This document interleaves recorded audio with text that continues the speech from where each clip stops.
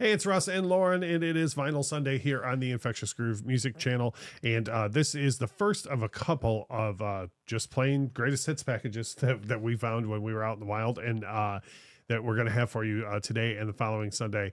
And it's, for me, this kind of comes with like a vinyl life lesson thing. And I think I've talked to you definitely about this before, about like the big vinyl collection that I used to have before, and how now, even though our vinyl collection is growing considerably, there are certain artists, big names too, that I would now just buy like their hits package or their hits package in like one other album. Sure, yeah. You know? Whereas I used to be the guy that was like, I have to have all of the releases by everyone, which if you're a Prince fan or an Elvis fan or a Pink Floyd fan, and I happen to be all three, then you end up with a lot, needing to collect a lot. So this band, Collective Soul, is a band who, and they don't even have like a massive output of albums. They have four or five albums at least. But for years, I waited for represses and first pressings and whatnot of their first record, which I'm going to try and get right off the top of my head without looking up. But I think it's Hints, Allegations, and Things Left Unsaid, I think is the name of the first record. Your guess is better than mine. And then I think the second record's self-titled. So that's kind of easy to remember. I'm pretty sure it is. Anyways, so for years, I tracked down both the first two albums because I was like, oh, there's a couple of hits I love off the first one. Somebody else, and then I don't even think a lot of the rest of their catalog got pressed or whatever, but I never looked for that stuff. All that is a long-winded way of saying that we found a Collective Soul best of, which I've known of for years. That 7-year itch, it's been around for a long time. And it was pressed on vinyl, and this was one of those things where I was like, oh, if this was a thing back then, I totally should have bought this instead of, you know, and I don't mean any disrespect toward Collective Soul with that. I think like me personally, I know I used to think this way.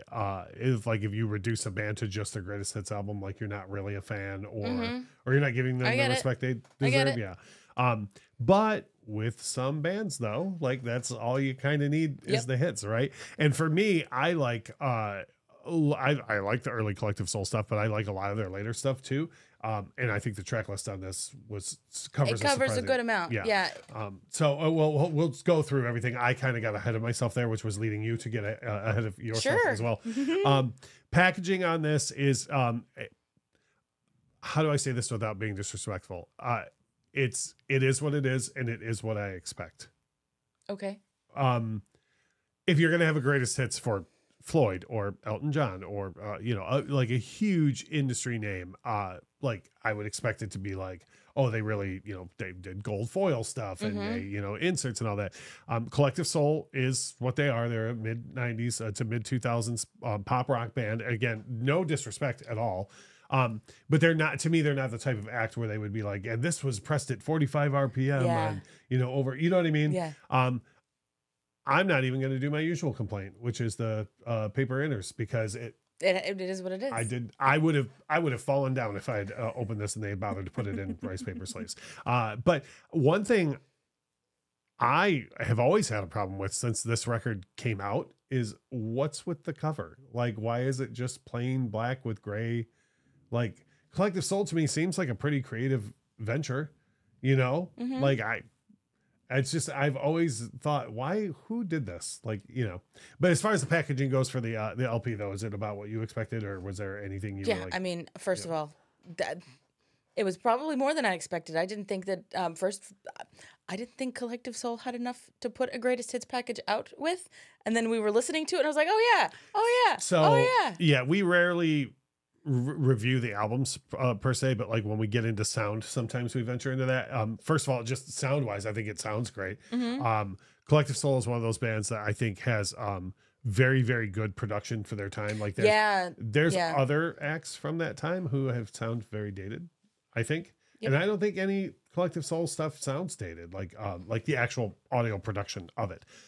But further to that, your point, how many times during this did you go, oh, I totally forgot about this song? Yeah, so many times. And it's interesting too.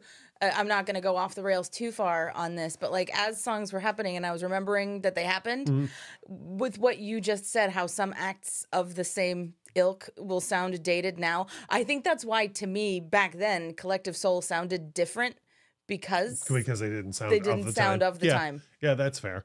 My thing with it was, like I say, I like one of my favorite Collective Soul songs is Precious Declaration, which I think is on their third record initially, but that to me is like the thing where the general public started to not pay attention to them so much anymore. And then they have songs like Heavy after that, and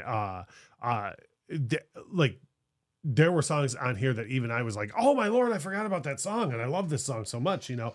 I really dig it. I think it's great track listing, which I know sounds silly for greatest hits albums, but if you tune in next week, I will talk more about how to do a greatest hits track listing by and large wrong. So it can be done. Price for something like this, for me, price is a weird thing with the greatest hits.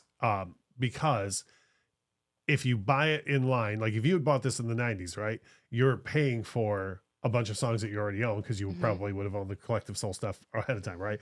For example, like me with my old vinyl collection, if I already had the first two records, like this would $1 would be overpaying for this because that makes sense. you know what I mean? Yeah. But if you don't own any Collective Soul, like $25. Worth it. Yeah, absolutely. I think $25, this is the type of record that you could put on in any environment, couple people over hanging out, just you listening to records, a big party going on, and you up to 10 other people at any moment would be like, oh, I totally forgot this song. Yeah. So and that leads into value for me. Like again, with the greatest hits package, I know some vinyl collectors are like dead set against it. They're, like for the reasons I said earlier, but depending on what you're going to do with your collection, I think $25 is a huge value for all this. Yeah, it's very good music to put on. And I think it's definitely a record that you and I will work out more than if we had bought the first one or the second one. I agree. You know what I'm saying? Absolutely. Yeah, because if we put on the second one, the whole time I'm just going to talk about how I like their later material more anyway. Yeah. So you might as well get it all in one spot, So that is our look at Collective Soul, 7-Year Itch, the vinyl pressing that is available now. What we think of the sound and the packaging and the artwork, which is kind of my only downer, but I mean they as far as the vinyl production goes, they reproduced the original. Just I had a problem with the original. Okay, so that's fair. So, anyways, my name is Russ. That is Lauren. We do these vinyl videos every Sunday, Tuesday, and Thursday. We have other discussion videos out there. Always something positive to say or direct you toward as far as music goes. Then on Saturday we have our reaction. So if you have suggestions for any of that stuff, or if you have comments on this particular subject, the Collective Soul best of vinyl, drop a comment below. If you would please hit the like button. And as we always say, thank you so much for watching.